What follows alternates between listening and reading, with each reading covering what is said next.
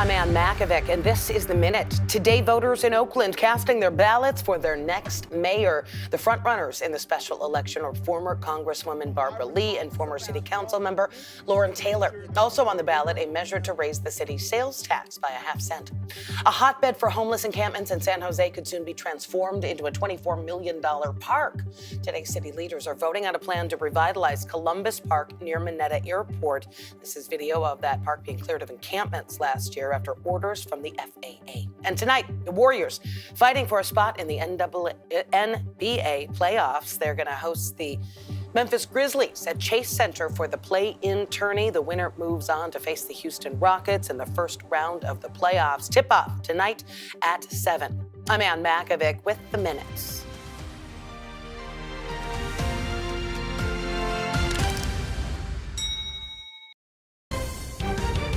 You're streaming CBS News Bay Area. Leveling the playing field in the classroom. We're going to meet an 8th grader in the South Bay who says a new state bill could help transform schools for students like her. Sometimes when we've gone to other schools, we're like, whoa, wow, look at this place. Plus, his great-grandfather's decision changed how America views citizenship. Now that fight is in the spotlight again, decades later. He really did make a difference by willing to fight the system. And we will meet the 8-year-old Lego master who's hoping to become one of the best builders in the world. It was pretty good, though I only spent like 2 days building it, I think. Thanks for joining us this Tuesday. Let's start with our first alert weather, and the clouds have returned. Meteorologist Jessica Birch tells us when we're going to see the sunshine again. Well, it's a lot cooler and cloudier for us today here in the Bay Area, with winds moving in from offshore and 60s returning in the forecast in areas like San Francisco all the way up into wine country, where just yesterday we had 80s in areas like Santa Rosa. Today we're back in the 60s there, with 70s in store for us anywhere from the East Bay all the way down into the Santa Clara Valley. This afternoon, San Jose is topping off at 74 degrees. Take a look at what's happening for us into the afternoon hours. Unlike yesterday morning when the winds were nice and light, we're kicking off the morning with some gustier conditions pushing in from offshore. It'll get stronger into the afternoon hours today. Max winds up to around 20-25 miles per hour from Fairfield all the way down into San Francisco, and that heads into our evening hours tonight. Now, we have small day-to-day changes in our forecast for us as we head into our midweek forecast. The clouds are going to hold on tight to us throughout the next couple days, so get used to that there, but at least it's a dry setup for the most part. It's not until Friday where we start to get that late week warm-up, at least for our inland areas. You're not going to notice this along the coast or even in the peninsula for that matter nearly as much. We're going to warm right back up to the upper 70s and lower 80s potentially in some of our East Bay spots. But you make your way over into the Bay, day by day, we're really not seeing too much of a change. I mean, we'll get back into the upper 60s and lower 70s heading into this weekend and early next week, putting us about 2 degrees above average, but it's a pretty mild Bay Area forecast for us throughout the rest of this week and all the way into our Saturday and Sunday setup too. I'll keep you updated on that here in the Weather Center. It's staying dry for us on the bright side, so if you have any outdoor activities, this is the week to be doing it. Just grab a jacket in case. We'll keep you updated here in the Weather Center. For now, back over to you. Thank you, Jessica. Push for equality in our schools.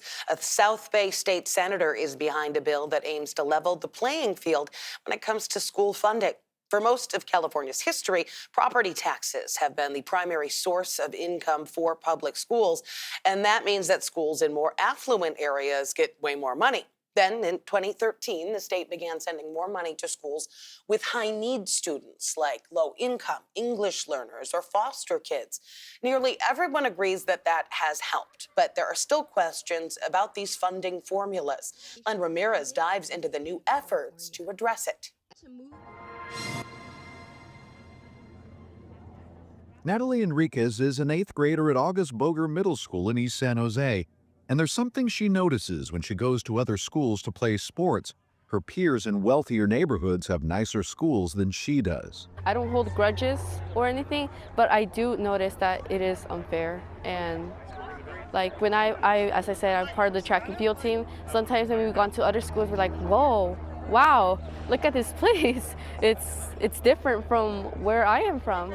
State Senator Dave Cortese says it's about time for that to change in California schools. A child's zip code should never determine they're worth in the classroom. Surrounded by East Valley educators and students, including Natalie, Cortese introduced SB 743, a bill he says would fix outdated funding formulas from 1978's Proposition 13, which ties school funding to local property taxes, a system critics say favors wealthy communities and leaves others behind. Palo Alto schools spend nearly $30,000 per student. At this time of the day, that's what, a 20-minute drive? Milpitas, $16,500. The plan calls for using general fund monies in surplus years to create an endowment to give to poorer schools. If you're already at the top of the heap, nobody's taking that money away. This isn't an equalization that works by robbing Peter to pay Paul. I am in support of SB 743. Thank you. At an education committee hearing in Sacramento, several parents and students from San Jose came to voice support for the bill. And Eastside Union High School Superintendent Glenn Vandersee urged the committee to push the bill forward. We can create early math specialists, make sure students get the intervention early in elementary school so they can show up at the 9th grade ready to meet the A through G requirements and have an equal competitive footing with those students 20 minutes away. But the bill also faced tough questions from lawmakers who say it doesn't address the unequal funding that exists even among basic aid schools. So here we're saying basic aid districts are just sort of categorically ineligible with sort of a moral undertone to it that's problematic for me. So I'm struggling with just that dimension of it. The bill is moving on but faces more committee hearings. Even with all our hard work, we don't always have the resources we need. This makes it harder for staff and students to succeed and do our best. Natalie thinks even small increases in school funding can have positive outcomes for students. And although it's a topic she and her friends hardly ever talk about, she says now is the time to speak up. Cortese hopes to create a constitutional amendment from that bill and put it on the ballot. That way the funding would be permanent and could not be taken away for other purposes. Ranked choice voting. I'm sure you've heard about that. It's been in play here in the Bay Area for some time, and now it could expand to Santa Clara County. Today, a Board of Supervisors committee on voting is voting to recommend whether to recommend the election system to the full board. In ranked choice voting, voters rank candidates in order of preference. If one candidate gets more than half of the first choice votes, they win. If not, candidates are eliminated round by round until one of them gets a majority. Supporters say it gives voters more of a voice and replaces those expensive two-round elections. Well, critics argue it's confusing. Cities like San Francisco and Oakland already use ranked choice voting. If it is approved in the South Bay, it would only be used for certain races like supervisor, sheriff, DA, and assessor. It is a big day in Oakland. Speaking of ranked choice voting, voters are heading to the polls to choose their next mayor. Two familiar faces are at the front of the race, former Congresswoman Barbara Lee and former City Council member Lauren Taylor. They both have deep ties to Oakland and big plans for the city's future. Our Veronica Macias reports from the polling station at the Oakland Public Library. It's finally election day for people in Oakland who in the last general election sent a strong message saying they wanted to recall former Mayor Sheng Tao, who's involved and entangled in a corruption investigation. So on this election day, we know that poll workers have told us only 40,000 early votes have been turned in. So they're expecting to see a surge here at the polls today with voter turnout. However, in special elections, a low voter turnout has been expected. As for the top two candidates vying for the top elected position are former Congresswoman Barbara Lee and former City Council member Lauren Taylor. Setting them apart is a big backing of labor and political groups backing Lee, like the Alameda Democratic Party. Meanwhile, backing Taylor are a long list of business leaders. At this polling location, we've talked to voters who this morning tell us they're coming out here to cast their vote for the person they felt set a clear path towards change in the city of Oakland. I feel like Barbara Lee's approach to crime is the right approach. She is going to get more police officers on the ground, but she is going to also partner with community organizations. She's going to partner with nonviolence organizations, and she's going to address the multitude of issues, including mental health issues and she's going to also prioritize not cutting jobs. She already said she's going to do everything she can do not to cut jobs despite the deficit. Also on the ballot in this special election, you have Measure A, which would allow Oaklanders to vote on a half-cent sales tax increase, which would generate somewhere about $30 million annually over the next 10 years and could help with a significant budget deficit. And you also have the selection for new representation in District 2. There is same-day voter registration, and polls close at 8. And you can stay up to date with the very latest on today's special election, including real-time results as they come in tonight on the CBS News app and on kpix.com. Still ahead here on CBS News Bay Area, over a century ago, a landmark case solidified birthright citizenship in the U.S. Now, with that right under attack, we're highlighting the man who first brought this issue to the forefront. His efforts actually validated my life to some extent. Plus, why the sun could be setting on some incentives that prompted some Bay Area homeowners to make the switch to solar. But this is a signed contract, and they're trying to take it away from people. And an East Bay movie theater was named one of the coolest in the world. We'll take a tour inside the Grand Lake Theater to show you why.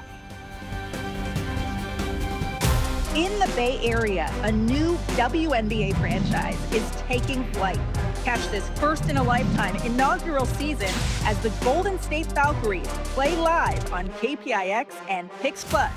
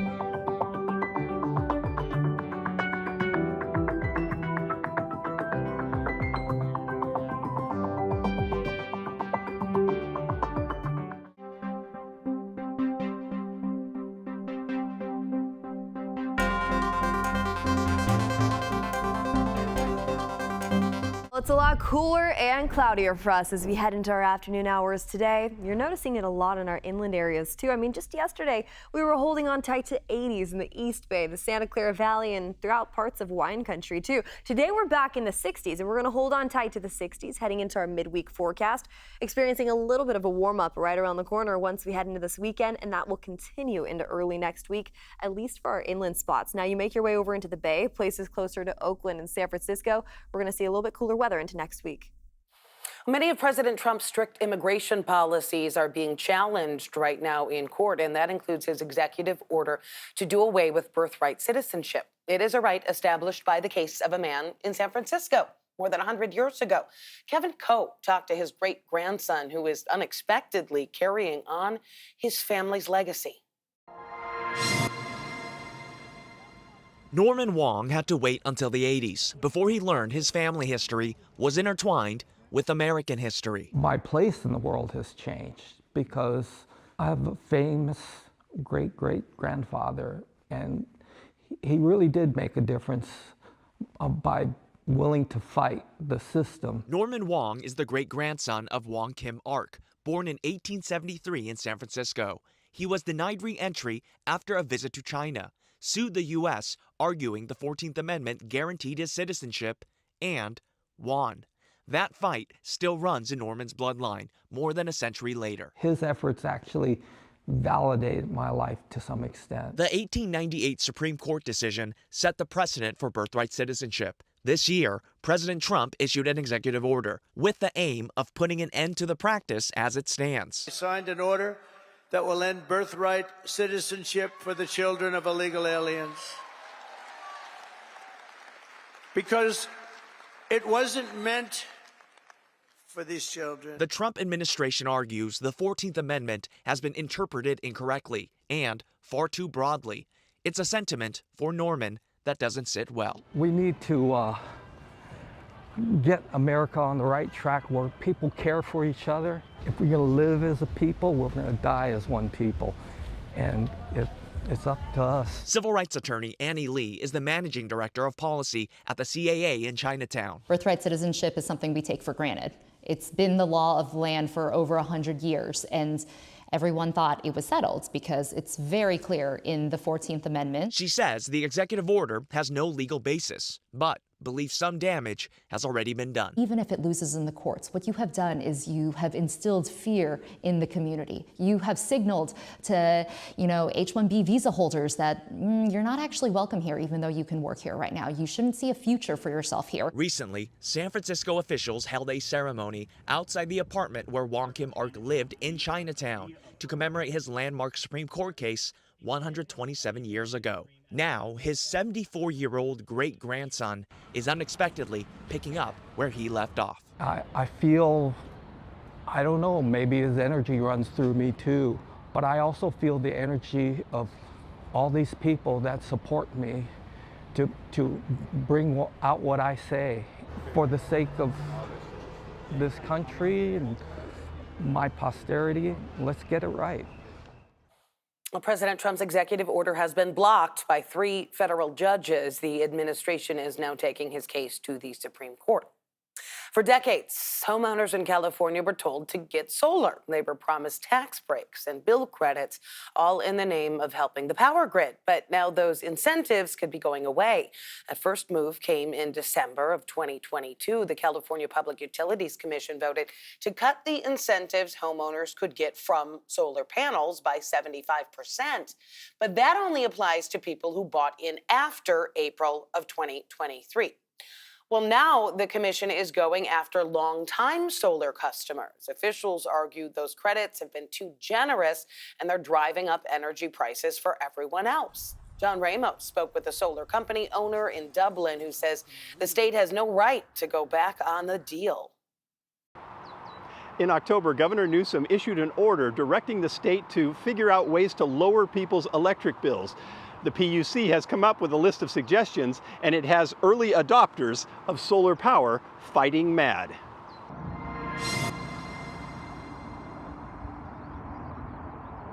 In its response to the governor, the Public Utilities Commission identified owners of rooftop solar as one of the causes of higher energy bills for the average resident.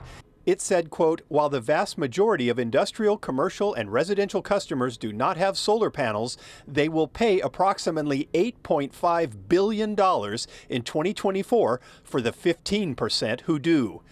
Severin Bornstein with the UC Berkeley Haas Energy Institute explains why the cost shift is hurting low-income people the most. When people put in rooftop solar, it transfers costs onto the people who don't have rooftop solar. And by and large, the people who don't have rooftop solar are poorer than the people who do have rooftop solar. So as more and more people put in rooftop solar, it was transferring more costs onto other customers and driving up prices. Solar owners were being credited the same rate that PG&E charges its customers, but about half that amount goes to paying for the grid and protecting against wildfire, an expense solar owners don't have. So in effect, all those costs are being passed on to non-solar customers. The state and Borenstein thinks it's time to stop being so generous.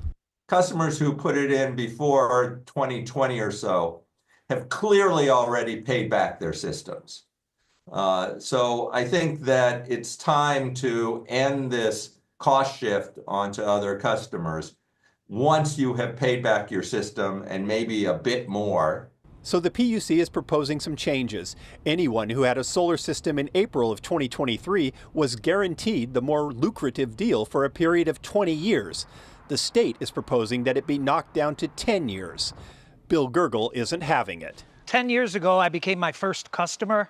Gergel owns a solar company called Solar Bill Review. He and most of his customers are enjoying the higher payback rate of the system called net energy metering, or NEM, and it has a profound effect on what he pays PG&E each month. $13 now. $13 You pay $13 a month? Yeah, but you can see we got a lot of panels too. But Gergel and his fellow solar owners consider the state's new proposal to be a serious breach of contract.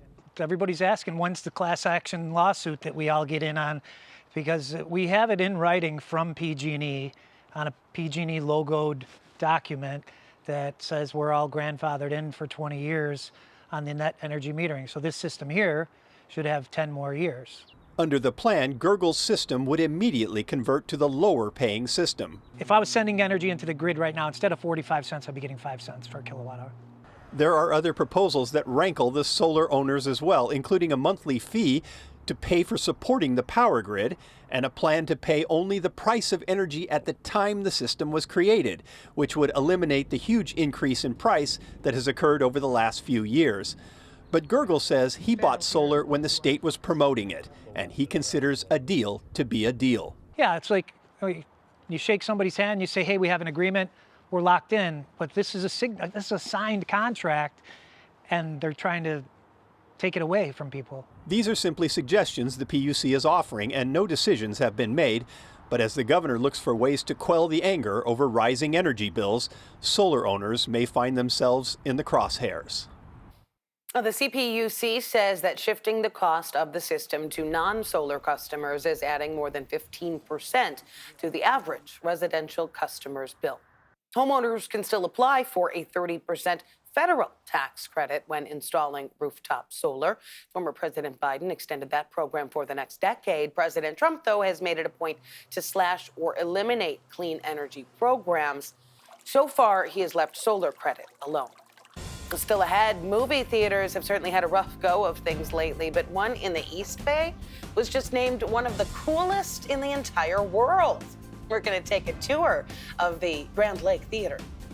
The illusion of watching a movie here is to be in an outdoor courtyard under a twinkling star sky.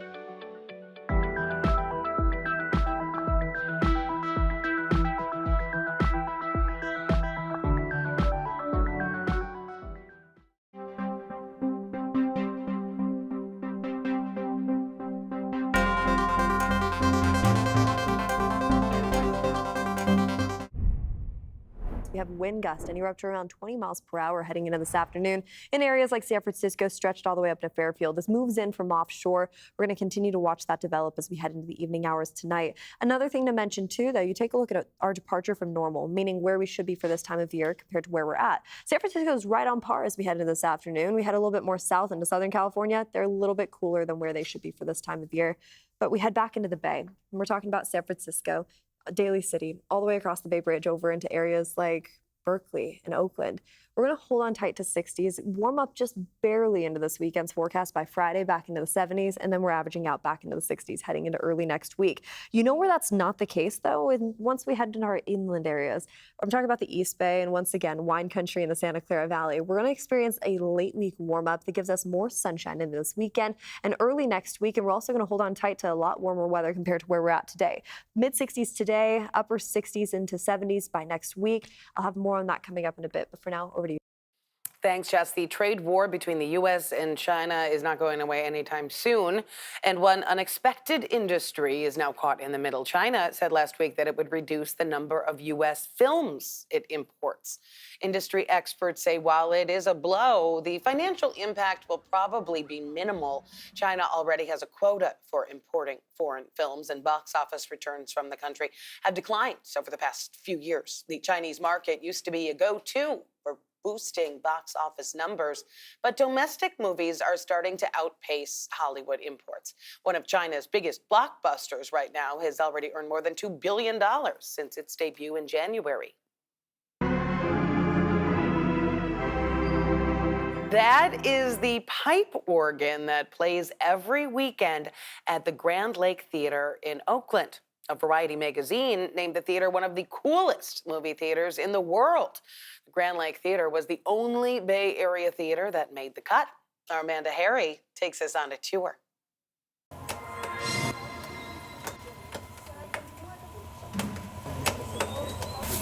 The familiar smell of freshly popped popcorn fills the air as you walk through the ornate entrance of the Grand Lake Theater. It is a splendid survivor of the movie palace era. Alan Michon has run the theater since 1980, even purchasing the property a few years ago, which will be a century old in 2026. Most of the original interior remains intact. Let's start with number one, the main auditorium. When you walk in, it feels more like you're going to see a Broadway show than a blockbuster movie. It quickly becomes clear why the theater just made Variety's list of the coolest movie theaters in the world. It was a complete surprise when I saw it in my email. Michon has poured his heart and soul into this place for more than 4 decades. He believes it's made the list because they've maintained the original feel of the theater, which once was home to vaudeville shows. It harkens back to what it was like going to the movies in the 40s or the 50s. The curtain, which weighs 2,000 pounds, was used at the old Fox Theater in San Francisco. And in front of it is another surprise. We have a mighty Wurlitzer organ, which is played on the weekends before the Friday, Saturday night shows.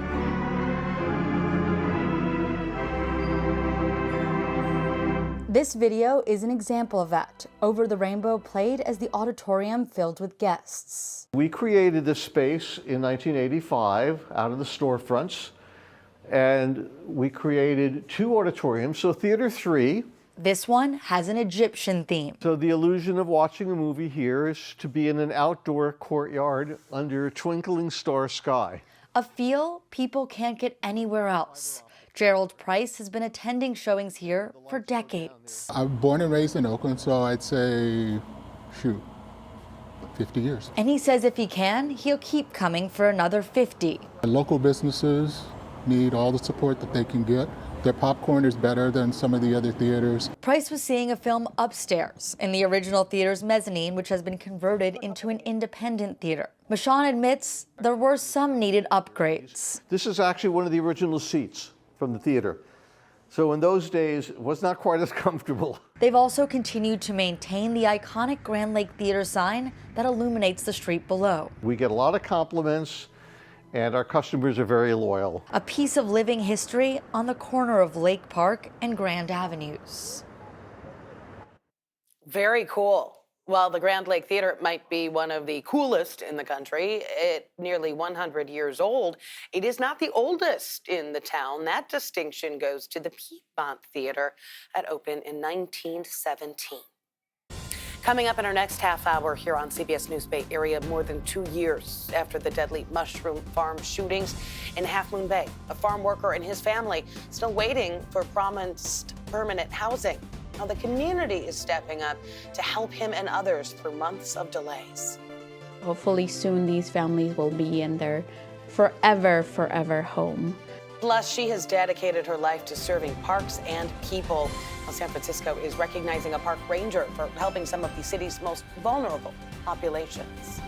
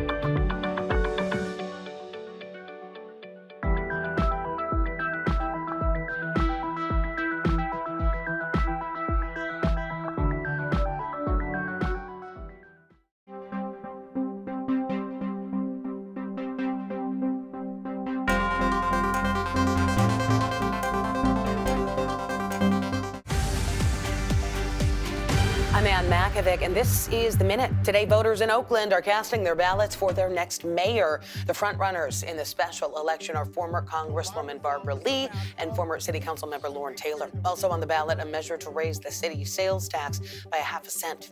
You may have to pay to park more to park in San Francisco. Today, the SFMTA voting on raising meter rates by 25 cents per hour. They're also talking about cutting or consolidating some bus routes. The transit agency facing a $50 million budget gap. And a reminder, today is tax day. The deadline for most taxpayers to file their federal and state taxes has been extended to October 15th for wildfire victims in LA County. And everybody can request an extension from the IRS to give you until October to file if you are a real procrastinator. I'm Ann Makovic with The Minute.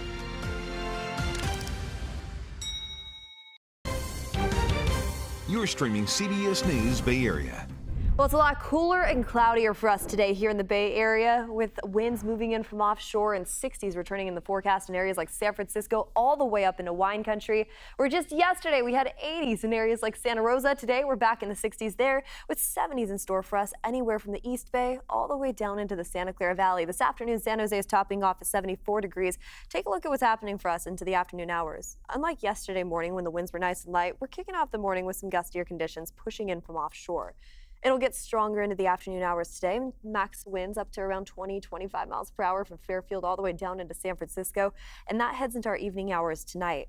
Now we have small day-to-day changes in our forecast for us as we head into our midweek forecast. The clouds are going to hold on tight to us throughout the next couple days, so get used to that there, but at least it's a dry setup for the most part. It's not until Friday where we start to get that late week warm up, at least for our inland areas. You're not going to notice this along the coast or even in the peninsula for that matter nearly as much. We're going to warm right back up to the upper 70s and the lower 80s potentially in some of our East Bay spots. But you make your way over into the Bay, day by day, we're really not seeing too much of a change. I mean, we'll get back into the upper 60s and lower 70s heading into this weekend and early next week, putting us about 2 degrees above average, but it's a pretty mild Bay Area forecast for us throughout the rest of this week and all the way into our Saturday and Sunday setup too. I'll keep you updated on that here in the Weather Center. It's staying dry for us on the bright side, so if you have any outdoor activities, this is the week to be doing it. Just grab a jacket in case. We'll keep you updated here in the Weather Center. For now, back over to you. Many farm workers still waiting for affordable and dignified housing more than 2 years after the mass shootings at that mushroom farm in Half Moon Bay. Well, now there's a new move to try to help them. A project on Stone Pine Road is starting to take shape. It's expected to house dozens of families, but the process has been slow. The opening has been pushed back to late spring at the earliest. The city and the community are trying to step in to make sure that farm workers are taken care of during those delays. Families who were displaced by the shooting will be the first ones to get to move in. Our Max Darrow spoke with one of those farm workers who is eager to get the keys to his new permanent home after 2 difficult years.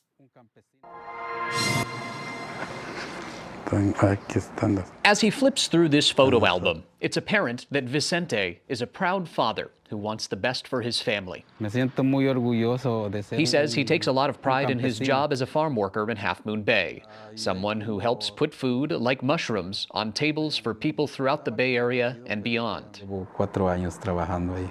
Vicente is one of the farm workers who survived the mass shootings at 2 Half Moon Bay mushroom farms in January of 2023. His family was one of 19 families that was displaced and immediately needed to find a new place to live. Vicente says most of the farm workers have kids. Papi o mami, ¿a dónde vamos a ir a vivir? They'd ask, where are they going to live? He says it was tough to tell them, you just don't know. After a few weeks of uncertainty, the farm workers were placed in long-term temporary housing situations with the promise of a permanent solution. That solution, the Stone Pine Cove development, a community of nearly 50 homes for low-income farm workers on the coast. The city and county committed to supporting the families until the development is finished. But like many projects, the timeline grew. Initially, Vicente and other families planned on a March move-in, but now they likely won't be able to until the summertime. So the city had to secure more money. City Council approved $300,000 from our affordable housing fund a couple of weeks ago to continue subsidizing housing for all the displaced farm workers. Julissa Acosta is a community services analyst with the city. She says hundreds of thousands of dollars in philanthropic support from people and organizations in the community has played a big role in supplementing the assistance and will continue to in the home stretch. We continue to approach different philanthropy partners, and we received confirmation that Silicon Valley Community Foundation will contribute $100,000 to this need. That means the city won't have to dig as deep into its coffers. We have an affordable housing fund that is used for anything related to affordable housing, homelessness services, and other projects. And so drawing from that prevents us from, providing other types of services. Judith Guerrero, the executive director of Coastside Hope, has worked with the families extensively since the tragedy. Hopefully soon these families will be in their forever home. Per the city, farm worker families that move into the Stone Pine Cove development will have 20-year forgivable loans with 0 interest and deferred payments. And I don't think they could own a home in any other way in our community. We all have a right to live in a dignified situation. Vicente says he's touched by how the community has embraced his community since the tragedy. Yo le doy las gracias and he thanks the good-hearted people for providing a helping hand. With hope on the horizon, he says he's looking forward to more stability for his growing son, now 8 years old. Un campesino. A farm worker needs a dignified home, he says, a solid roof over their head, the basic necessities, many of which they did not have before the tragedy. It's been a long 2.5 years, But this chapter will soon come to a close. And Vicente is ready to see how life blossoms when the next one begins. There are only a few more days for San Mateo County farm workers to apply for this development. The deadline for all the paperwork is coming up on Friday. More than 8,300 people are homeless in San Francisco. That is according to the city's latest survey. And in the middle of it all, one park ranger is making a difference. And now the city is giving her an award for it. Itai Had has her story. You won't find these trails on any official park map. Just be careful here. They wind down brush, past the trees, and into parts of Golden Gate Park most people don't even realize exist. But Amanda Barrows knows the way. Hey, Roger. She's a park ranger in San Francisco, but that job title doesn't quite cover it. This is going to affect your health at some point. On any given day, Barrows is part therapist, part caseworker, part lifeline. I'm not coming in wagging my finger in some condescending sort of way. I'm coming from a place of how can I help, how can I support you? Golden Gate Park is 1,000 acres of postcard beauty and an open-air shelter for those with nowhere to go. For years, the city tried to clear people out, issuing citations, only to watch them move right back. Then, in 2015, it created a different kind of ranger unit, one focused less on removing people. Well, I don't want to bother you too much. And more on reaching them. Barrows isn't the first to take the job, but some say she is the first to truly break through. 55-year-old Alburn Wilson has been homeless since he was 12. These days, he lives in the park with his girlfriend, his neighbor Will, and his dog Benji. He says Barrows connects in a way that feels more authentic somehow. It's sort of nice to know somebody that, sort of knows what you're going through. And maybe that's not an accident. She grew up in Boston's public housing. At 19, she moved to San Francisco with a couple of bags and $200 and spent the next 5 years without a permanent address. I had people help me. Now I try to pay that forward and I try to reach out and I try to help other people. In her 4 years on the job, she's helped at least 50 people find housing. The wins don't come fast or always stick, but they do come. Criminalizing, it doesn't work. What works is care and support. Whether that model can be replicated is still a question. She's someone who seems to have almost endless capacity for patience. Raphael Mandelman, the president of the city's Board of Supervisors, is honoring Barrows for her work. He says she's one of a kind. I'm not sure we can expect every homeless outreach worker, every police officer, every social worker to be an Amanda. Barrows disagrees. These are like skills that are available to everybody. You're honest, you're transparent, you do what you say you're going to do. Because sometimes finding a way in is the first step to helping others. Always good to see you. Find their way out. Let me know if you need anything. She is a gem. Coming up next, the Golden State Valkyries shaping their team with 3 picks in the first ever league draft. The sharpshooting star from Lithuania on her way to the Bay. We were hoping for one of the stars, but I'm excited. In the Bay Area, a new WNBA franchise is taking flight. Catch this first-in-a-lifetime inaugural season as the Golden State Valkyries play live on KPIX and Pix Plus.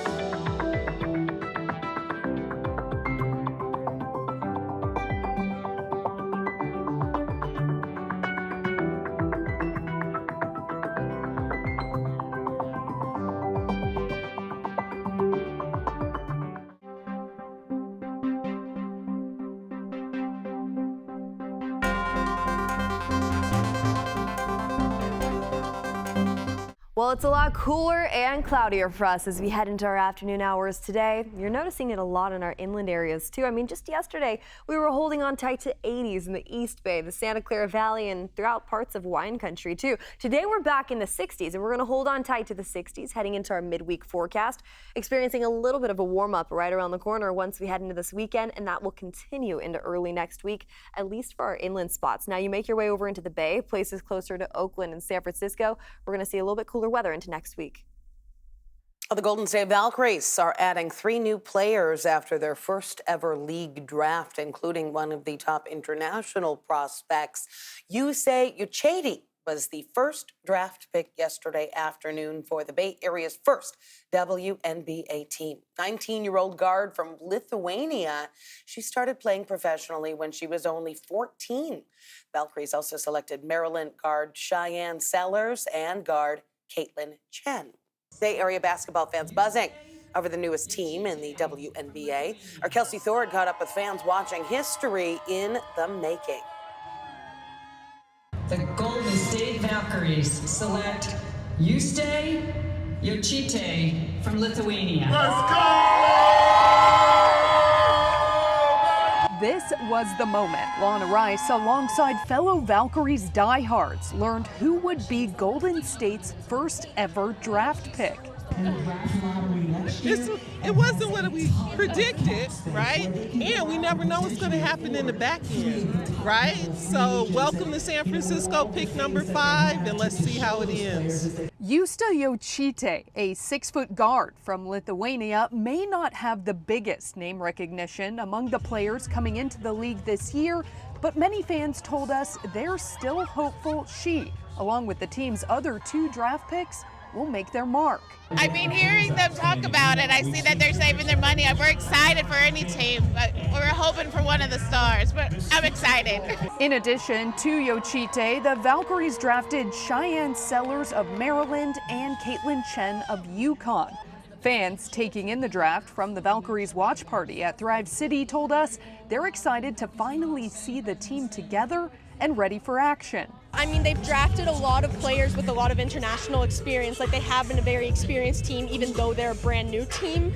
And I think the fact that, like, so many of them have played pro before, like, either in the WNBA or, like, overseas. So there's a lot of different perspectives coming in, a lot of different, like, backgrounds, a lot of different experiences. So I think it's going to be really good. Over 10,000 fans have already bought season tickets for this inaugural season, including Lana Rice. She says no matter who's out there on the court, she knows the fans will get behind them 100%. Absolute best season they can have, that it'll exceed anything that they can imagine, think of, and ask for, that we will all be wild in the outcome of their season. And CBS News Bay Area is the home of the Valkyries. More than 30 games are going to air on KPIX and Pix Plus. We'll also bring you a weekly show with behind-the-scenes access to the team's inaugural season. One of the San Jose Sharks' most popular players is hanging up his skates. Logan Couture officially announcing his retirement today. The 15-year veteran has actually been off the ice for more than a year because of an injury. He's played 933 games for the Sharks and is leaving the league with 323 goals and 378 assists under his belt. Coming up, he might only be 8 years old, but he's already a master at his craft. How he just beat out dozens of other inventors with his Lego creations. It was pretty good, though I only spent like 2 days building it, I think. Whatever we were talking about, he knew the names of the pieces. And then we were even talking history. Like, I wasn't expecting history.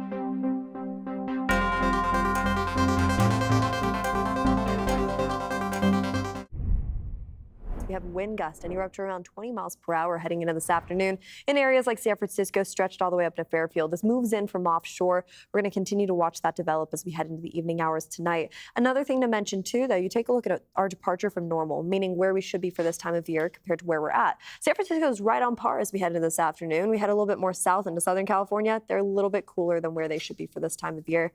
But we head back into the Bay, and we're talking about San Francisco, Daly City, all the way across the Bay Bridge over into areas like Berkeley and Oakland.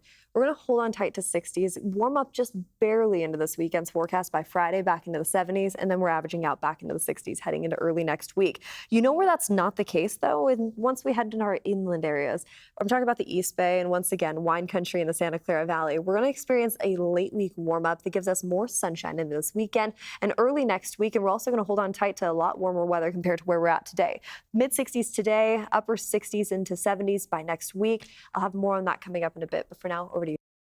Thank you, Jess. And we've got a Lego legend in the making here in the Bay Area. Legoland Discovery Center in Milpitas has crowned the winner of its 2025 Mini Master Model Builder competition. It's an 8-year-old from San Jose, and he is now going to the international competition. Our Suji Nam had a chance to sit down and talk to him about his passion for Legos.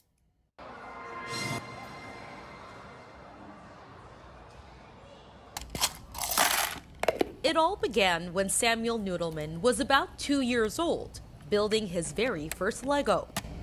And now, 6 years later, Samuel holds an impressive title, Bay Area's 2025 Legoland Mini Master Model Builder. It had like a back part that can actually had some storage space. It was pretty good, though.